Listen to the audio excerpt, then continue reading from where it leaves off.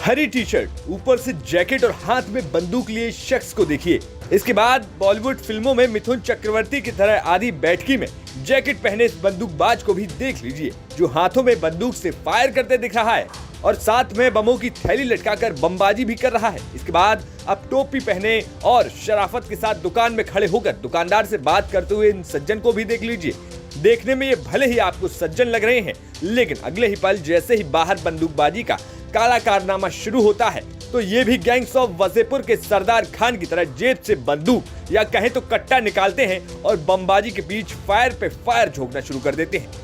और आखिर में इस फोटो को भी देख लीजिए, जिसमें एक हेलमेट लगाकर बंदूक से निशानेबाजी कर रहा है, जबकि दूसरा दुनाली बंदूक से टारगेट पर निशाना साध रहा है। तो वहीं तीसरा आदमी जो कुछ वक्त पहले तक दुकान में खड़ा था, वो भी अपनी पोजीशन लेकर टारगेट को पेलने की तैयारी में है।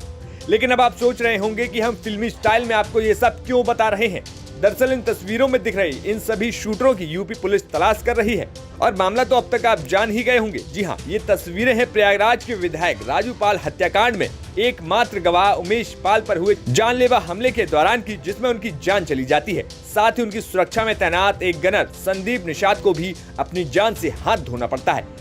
दरअसल इस हमले में यही वो अहम तस्वीरें हैं जिनके जरिए यूपी पुलिस को शूटरों की संख्या से लेकर हमले में प्रयोग किए गए असलहों के बारे में जानकारी मिली है। वहीं पुलिस उस दुकान वाले से भी पूछताछ के साथ स्केच बनवा रही है, जिसमें एक शूटर हमले से पहले दुकान पर खड़े होकर दुकान वाले से बातचीत करता हुआ दिख रहा था।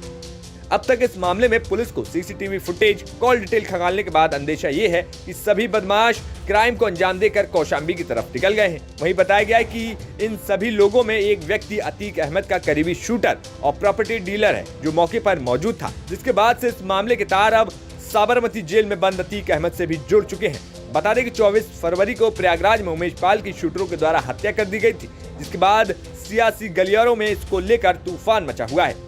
लखनऊ से संतोष कुमार की रिपोर्ट, यूपी तक।